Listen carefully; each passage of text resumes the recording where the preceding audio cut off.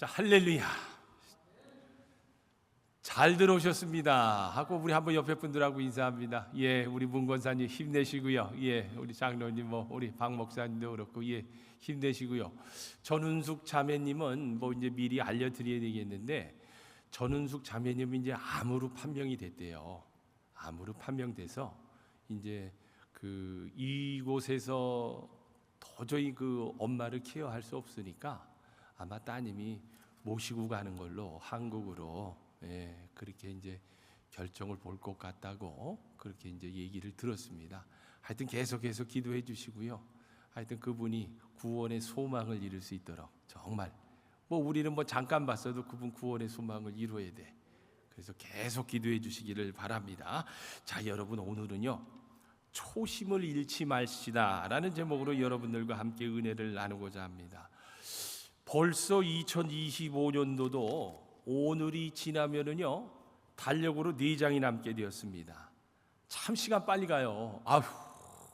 저는 예전에 어르신들이 왜 이렇게 시간이 빨리 가 그랬는데, 이제 저도 나이가 먹나 봐.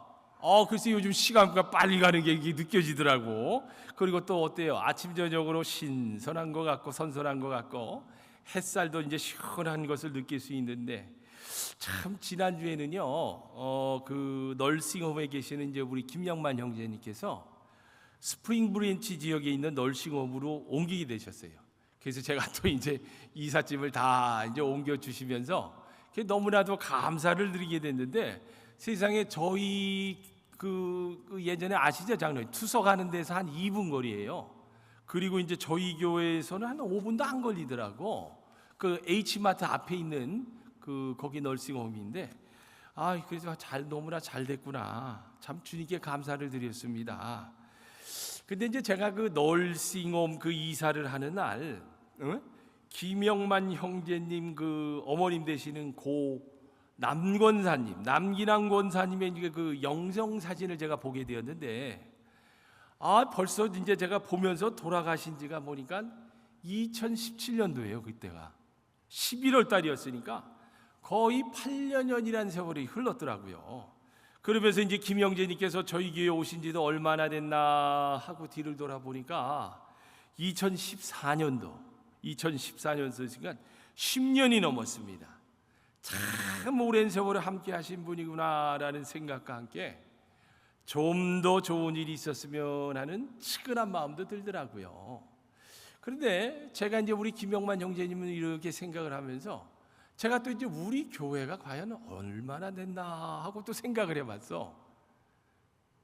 그렇잖아요, 여러분. 이렇게 가을의 길목에 이렇게 들어서면 사람이 기분이 묘해지잖아. 그러면서 세상에 휴스턴 제일 한인 교회가 도대체 그럼 몇 년이나 됐나. 김영만 형제님도 벌써 10년이 넘었다는데, 요거 퀴즈로 드리면 맞히실 분 있으실까? 아마 정장로님 빼고는 아무도 못 맞히실 것 같아. 모르지. 그런데 우리 교회가요, 따지고 보면 대단한 교회예요. 자그마치 15년이나 되는 교회입니다. 횟수로. 모든 것이 다 하나님의 은혜입니다. 왜 제가 하나님의 은혜라고 이야기를 하는지 아세요? 제가 15년 동안에 휴스턴의 많은 지역에 있는 교회 목사님들은 갈리고 또 갈리는데, 세상에 나는 15년이 됐는데도 아직까지 여기서 목회를 하고 있다는 이거는 정말 하나님의 은혜인 거예요. 아니, 목사님들이 보니까 대부분 한 7년에서 6년 되면 이렇게 다른 데도 타 지역으로 가시더라고.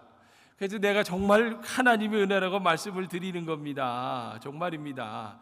일반적으로 사람들은 지나온 시간을 돌아보면서요, 세월 참 빠르다. 잠깐 지난 듯한데 벌써 이렇게 되었나라고 합니다.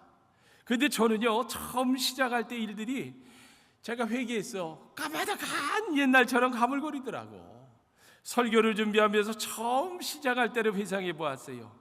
제가 지휘자로 찬양 인도자로, 그리고 이제 음악 전도사로 2년이라는 생활을 마치고요, 개척할 당시에 아마 예배 드릴 곳이 없어가지고, 장로님 기억나시죠? 최양림 권사님 집에서 처음 교회에서 예배를 드리던 날, 그때 제 나이가 몇인지 아세요? 43이었어. 43. 이야, 그러니까요, 이 젊음의 힘과 새로운 길을 개척한다는 그 신앙의 자부심으로요 겁없이 넘겨들었습니다. 그러니까 무엇이든지 시작한다는 것은 마음을 흥분하게 하고 기대감과 알지 못하는 미지의 길에 대한 불안감과 뒤섞이면서 신선함과 짜릿한 마음을 일으킵니다. 그런데 야, 이거 세월은 못 비켜가. 어느덧 저도 시간이 지나면서 보니까요, 목적이 희미해지면서 신선감도 사라지고 의지력도 꺾어지면서 야, 이거 적당하게 요령만 넣는 것은 아닌가라는 한번 제 믿음을 점검을 해보게 되었습니다. 많은 사람들이 이런 현상을 그런데 보니까요, 초심을 잃었다라고 이야기를 하는데 제가 요즘 좀 초심을 잃은 것 같아. 어떠세요? 여러분들은 그런 딜레마가 없으세요? 초심을 안 봐서 몰라. 근데 저는 43세 그 정열과 그 열정과 신앙의 그 자부심이 요즘은 조금 퇴색해 가는 것 같아. 그래서 내가 안 되겠다. 이래서는 안 되겠다. 내가 초심을 다시 한번 회복해 봐야 되겠다. 그런데 보니까요, 성경에서도 보니까요, 초심을 잃어버려서 책망받은 교회가 나오더라고요. 그래서 내가 빨리 하나님 앞에 책망받지 말아야지 하면서 말씀을 준비한 겁니다. 그런데 에베소 교회인데, 에베소 교회는요, 예수님으로부터 처음 사랑을 잃어버렸다는 책망을 받았습니다. 특히 우리 그리스도인들은 소중한 영의 생명을 위하여 주님께로 향하는 마음이 식지 않도록 잘 지켜내야 합니다. 왜냐? 이게 바로 생명의 길이기 때문이에요. 히브리서 3장 14절에 보니까요, 정확하게 기록해 주고 있는데요, 우리가 처음 믿을 때에 가졌던 확신을 끝까지 가지고 있으면 우리는 그리스도께서 주시는 구원을 함께 누리는 사람이 될 것이다. 아멘. 또 갈라디아서 6장 9절에서도요, 이렇게 이야기를 해주고 있습니다. 우리가 선을 행하되 낙심하지 말지니 포기하지 아니하면 때가 이름에 거두리라. 아멘. 그래서 이 시간에는 가을의 길목에 들어서면서 우리의 걸어온 삶의 길을 한번 돌아보기를 바랍니다. 처음 시작된 열정과 그리고 결심이 변함없이 유지되고 있는지 우리의 신앙 상태를 한번 점검해 보기를 원합니다. 제가 지난주에 이어서요, 계속해서 신명기 본문을 가지고 말씀을 준비하고 있습니다. 오늘 본문의 말씀 역시 하나님의 사람 모세가 이스라엘 백성들에게 가르쳤던 설교입니다. 지난주에도 말씀드렸지만 이 메시지는 가나안 땅이 보이는 모압 평지에서 전했습니다. 모세는 하나님의 명령을 따라서 애굽에서 노예로 살아가는 자신의 동족을 이끌어 하나님께서 약속하신 땅 가나안 땅으로 인도하는 일을 했습니다. 하나님의 큰 기적과 능력으로 애굽을 벗어난 유대 민족은요, 시내산에서 하나님과의 첫 번째 계약을 맺었습니다. 그 내용이 보니까요, 출애굽기 19장 5절에서 6절에 나오는데, 너희가 내 말을 잘 듣고 내 언약을 지키면 너희는 모든 민족 중에서 내 소유가 되겠고 너희가 내게 대하여 제사장 나라가 되며 거룩한 백성이 되리라. 아멘. 그런데 이런 약속을 받은 유대 민족은요, 하나님의 약속을 신뢰하지 못하고 가나안 백성을 두려워하여 모세와 하나님을 원망했습니다. 결국 하나님을 신뢰하지 않았던 유대 민족은요, 약속의 땅 가나안을 목전에 두고 들어가요? 못 들어가요? 못 들어갑니다. 못 들어갑니다. 하나님의 징계로 뜨겁고 메마른 광야에서 40년 기간 동안 방황하게 되었어요. 이는 20세 이상으로 계수되었던 백성들이 다 죽기까지 기간이었습니다. 그래서 출애굽 때의 성년들은 다 죽었습니다. 이제 그 후손들이 성장하여 가나안 땅 앞에 다시 도착했습니다. 그러면서 모세가 이들에게 지난 일들을 상기시키면서 가장 중요한 본문의 내용이 뭐냐? 하나님을 잃지 말고 초심을 버리지 말라고 지금 가르쳐주고 있는 거예요. 11절에서 14절 중반까지를 제가 개역성경으로 읽어드립니다. 내가 오늘 네게 명하는 여호와의 명령과 법도와 규례를 지키지 아니하고 네 하나님 여호와를 잊어버리지 않도록 삼갈지어다.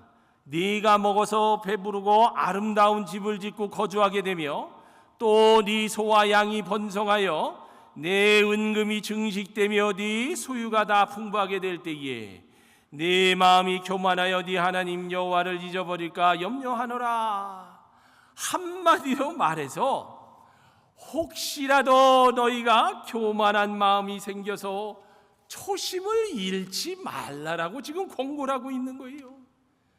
그런데 문제는 우리 아닙니까? 이스라엘 백성이나 우리나 큰 차이가 없습니다. 저나 여러분이나 지금까지 살아오면서 하나님 앞에서 어떤 태도였어요?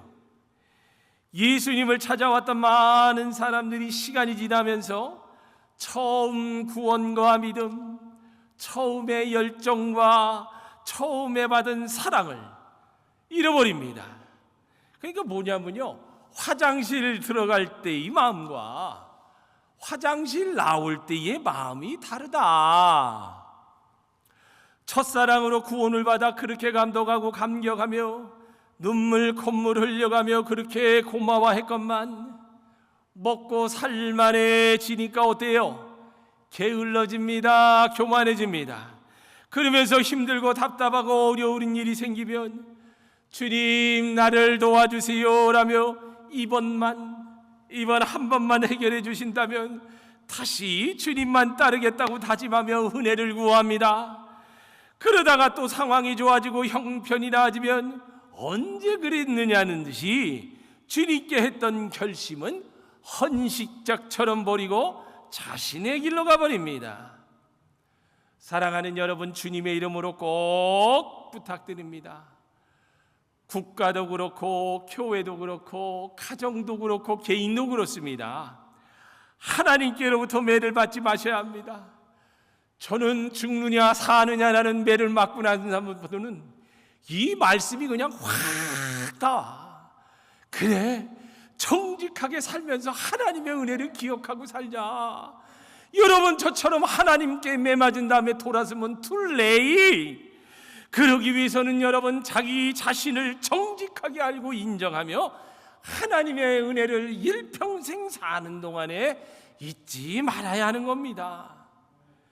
지금 우리가 사는 시대를 일컬어 이기적인 시대라고 합니다. 자신의 가족밖에 모릅니다. 자기 마음, 자기 직장, 자기 학교 등등 자기 중심적인 가치관을 가진 사회입니다.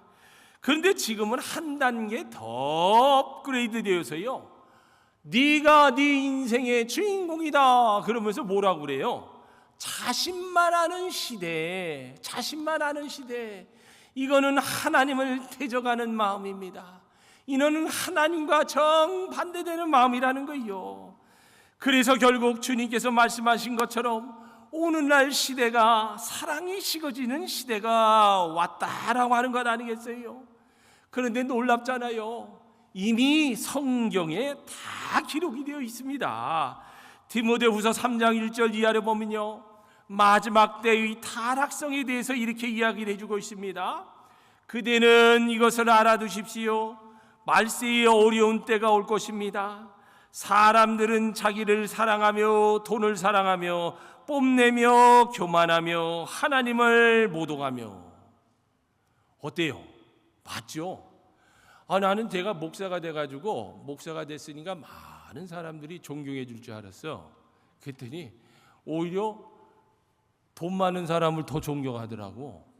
아니, 목사가 더 정직하게 바르게 사는데 목사가 더 존경받아야 되는 거 아니에요? 야, 근데 내가 이렇게 생각이 부족했어요. 근데 보니까 이미 2000년 전에 이렇게 다 예언된 건데 보니까 자기를 사랑하며 돈을 사랑하며, 그러니까 돈이 최고인 거야 지금 세상은. 자, 그러면서 보니까요, 부모에게 순종하지 아니하며 감사할 줄 아니며, 내가 우리 아이들한테요 그렇게 감사하라 이놈아, 니네들 먹고 사는 것만 해도 감사하라, 아빠가 나이키 신발 하나 사주는 것만 해도 감사해라. 너무 풍성하다 보니까 감사를 몰라.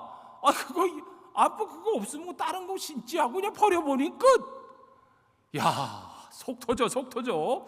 그런 다음에 불경스러우며 부정하며 원한을 풀지 아니하며 비방하며 절제가 없으며 난폭하며 선을 좋아하지 않으며 배신하며 무모하며 자만하며 하나님보다 쾌락을 더 사랑하며 겉으로는 경건하게 보이나 경건의 능력은 부인할 것입니다. 그대는 이런 사람들을 멀리 하십시오. 예수님께서 에베소 교회를 향해 또 이렇게 말씀하십니다. 그러나 너를 책망할 것이 있나니 너희 처음 사랑을 버렸느니라. 그러므로 어디서 떨어졌는지를 생각하고 회개하여 처음 행위를 가지라. 만일 그리하지 아니하고 회개하지 아니하면 내가 네게 가서 내 촛대를 그 자리에서 옮기리라. 여러분, 이거 무시무시한 이야기인 겁니다. 촛대는 성령님인 거예요. 여러분, 성령님이 여러분의 마음을 떠나거나 그 자리를 떠난다는 것은요, 예수님의 생명이 떠난다는 의미란 겁니다. 영적으로 사망 선고라는 거예요. 여러분, 고려 때에 전해 내려오는 이야기가 있는데, 우정이 두터운 친구 셋이서 여행을 떠났습니다. 여행 중에 우연히 길에서 큼직한 금덩어리를 하나 주었어요. 그러니까 셋이서 이제 금덩이 때문에 깊은 우정에 금이 갈까 봐서, 야, 우리가 금을 팔아서 셋이 똑같이 나누어 갖자고 이제 의견을 모았습니다. 그리고 뜻밖의 횡재를 축하하는 뜻으로 술을 사다 마시며 실컷 즐기자고 했습니다. 그러면서 셋 중 하나가, 야, 내가 술을 사러 인근 주막으로 가겠다 그러고 나갑니다. 그런데 술을 사러 가던 친구가 가는 길에 엉뚱한 욕심이 생깁니다. 야, 내가 술에다 독약을 타서 둘을 죽이면은 이거 금덩이는 몽땅 내 것이 되겠지. 그래서 술에다 독약을 풀고요, 태연하게 룰루랄라 두 친구가 있는 곳으로 갑니다. 한편 남아있던 두 친구들은 금을 조금이라도 더 갖고 싶은 욕심으로 술을 사러 간 친구를 함께 죽이자고 모의를 합니다. 그리고 이제 술을 사가지고 오던 친구에게 달려들어서 죽여버렸습니다. 그리고는 두 친구는 얼씨구 좋다라며 슬컷 술을 퍼마시다가 꼴깍하고 죽어버렸어요. 자, 이 결과가 어떤 거냐? 아무도 가지지 못했다는 거야. 탐심이 곧 재앙인 거예요. 근데 여러분, 이런 불행한 사태가 지금 우리나라 대한민국에서 일어나고 있지 않습니까? 다른 나라의 일이 아니에요. 하나님의 대한민국은요, 하나님의 은혜 아니면은 일어설 수 없는 나라인 거예요. 정말입니다. 하나님의 은혜로 이렇게 잘 살게 된 것은요, 불과 몇십 년 사이라는 거예요. 지난번에는 말씀드렸지만 해방 후 6.25 당시에 우리나라는요, 세계에서 최빈국이었어요. 그런데 언제부터 이렇게 잘 살았다고 흥청만청 술독에 빠져 살고 호락에 빠져 살고 있습니다. 과거에 도와줬던 사람들, 지금 우리를 생각해 줬던 사람들, 이제는 그들만저 모른 척하고 있어요. 그러잖아요. 요번에 이재명 대통령하고 우리 트럼프 대통령하고 회담, 그 양자회담 하는 걸 보면서 내가 얼마나 가슴이 아프던지. 정말 이 국격이 떨어져도 너무 떨어졌는데, 저는요 더 가슴이 아팠던 게 뭔지 아세요? 이재명 대통령이 돌아오고 나서 한미 동맹에 대한 중요성을 모르는 거야. 오히려 그러면서 자기들이 더 잘했다라는 거예요. 배은망덕 하더라고. 저는 아무리 봐도 미국의 도움이 없었으면 대한민국은 설 수 없었던 나라는 게 역사를 통해서 보여지는데, 오히려 더 목이 곱게 그러면서 트럼프를 우습게 알더라는 거라. 그러면서 오히려 자신들의 지불을 아는 사람들을 더 멀리 하려고 합니다. 그러면 안 돼요. 하나님 앞에 매맞아. 하나님 앞에 매맞아. 우리는 자신이 살아온 삶을 정직하게 볼 줄 알아야 됩니다. 매맞아 본 사람이 경험하고 말씀을 드리는 거예요. 정말입니다. 그래서 모세도 이것이 염려가 되었던 거예요. 유대민족이 지금 하나님을 섬긴다고 약속하지만 약속의 땅 가나안 땅에 들어가서 집도 장만하고 먹고 살만하게 되고 재산이 늘어나면 하나님을 잊게 될 것을 염려했던 겁니다. 그러면서 모세는 15절 이하에서 하나님께서 어떻게 여기까지 인도해 주신 분이란 것을 꼭 기억하라고 설명을 해줍니다. 보세요. 주님께서는 넓고 황량한 광야, 곧 불뱀과 전갈이 우글거리는 광야와 물이 없는 사막에서 당신들을 인도하여 주시고, 무리바 반석 차돌바 위에서 샘물이 나게 하신 분입니다. 광야에서는 당신들의 조상도 알지 못하던 만나를 당신들에게 먹이셨습니다. 이것이 다 당신들을 단련시키고 시험하셔서 나중에 당신들이 잘 되게 하시려는 것이었습니다. 그런데 이 성경 구절이 바로 나를 향한 구절이었다는 거야. 하나님께서 나를 단련시키려고, 나를 딴짓 못하게 하려고, 나를 잘 되게 하려고 하는 것이었다는 게 지금에 와서 깨달아지는 겁니다. 너무나도 옳은 말씀이질 합니다. 교만하지 말고 자신이 살아온 삶의 길을 정직하게 볼 수 있어야 해요. 어떠세요? 살아보니 여기까지 온 것이 다 여러분의 능력으로 된 것 같습니까? 그런데 성경은요, 이런 사람을 교만한 자라고 정의를 합니다. 자신의 살아온 삶을 정직하게 보지 못하면요, 내 능력과 내 손의 힘으로 내가 이 재물을 얻었다고 하면서 은혜를 까맣게 잊어버립니다. 그러나 이와는 반대로 겸손하게 자신을 정직하게 볼 수 있다면 감사하는 마음이 일어납니다.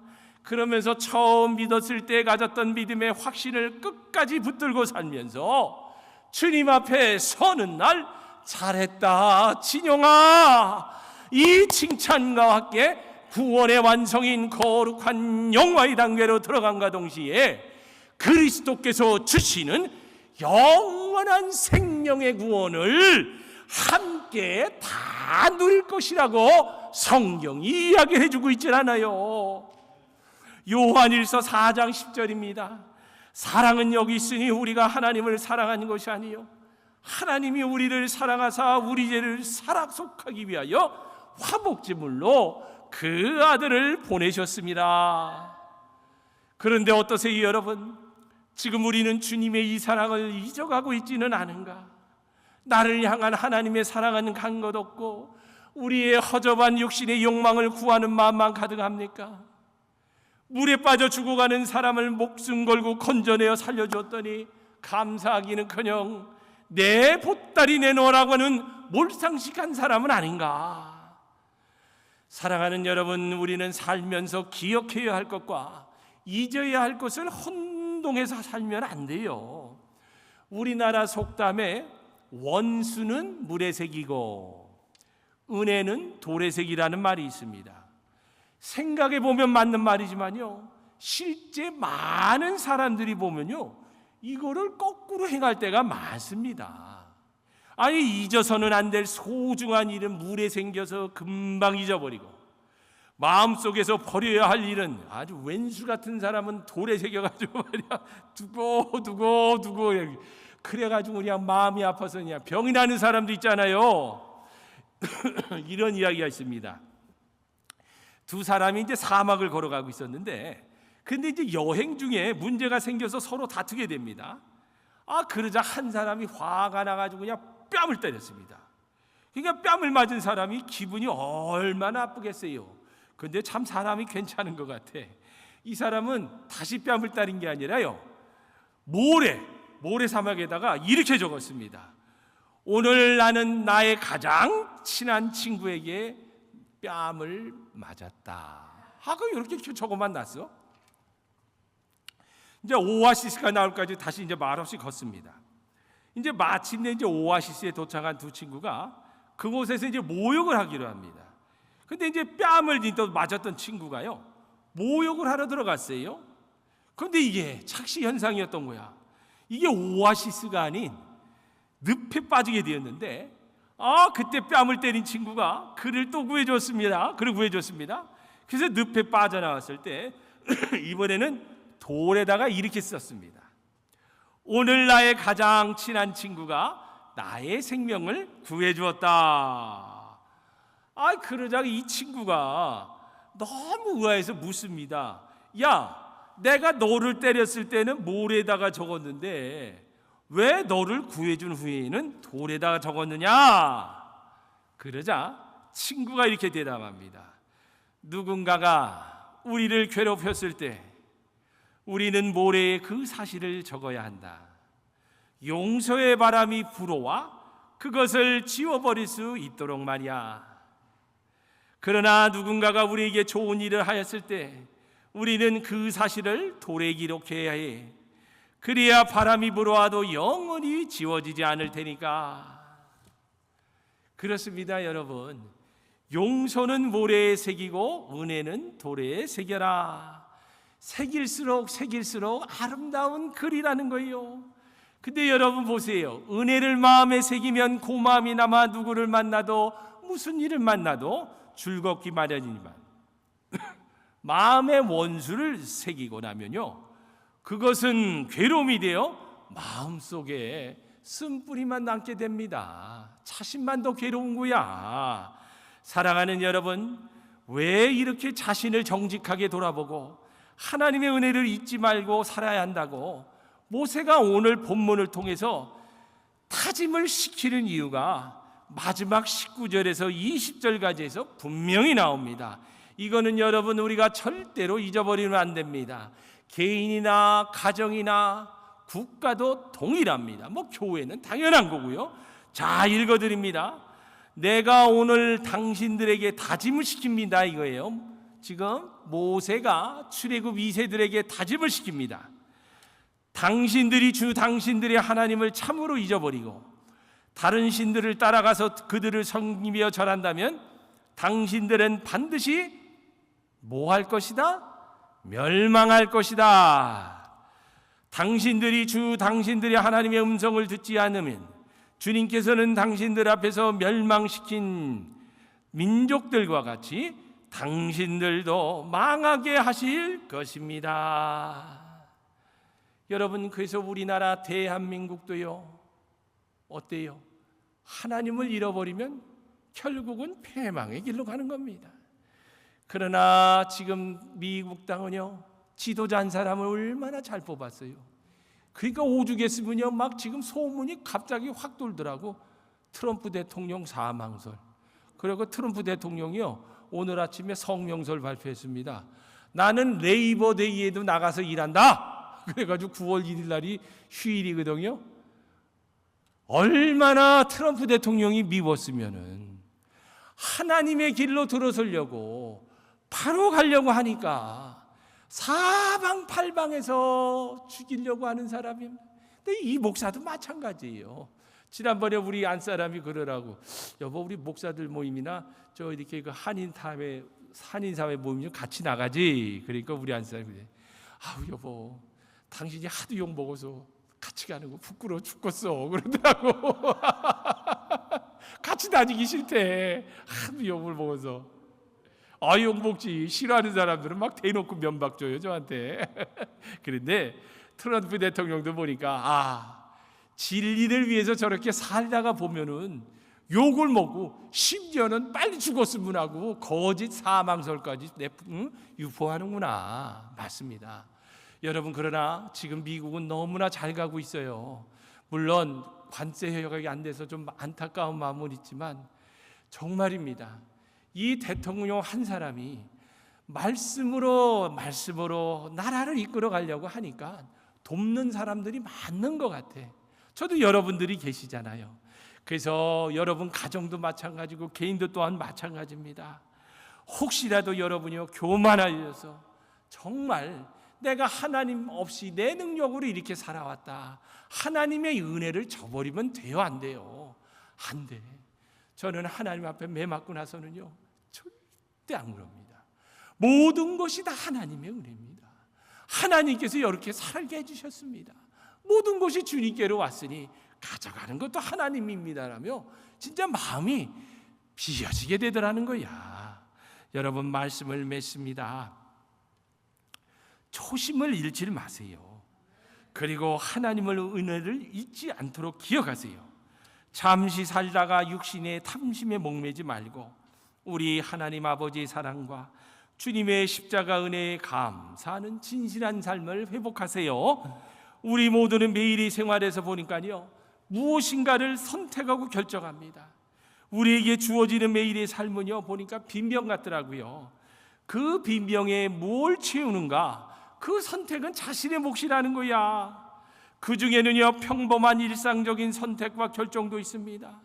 또 어떤 것은요, 삶의 방향을 결정하는 중요한 선택일 수도 있습니다. 그런데 또 어떤 선택은요, 우리의 생명이 달린 아주 중요한 결정적인 것일 수도 있다라는 거야.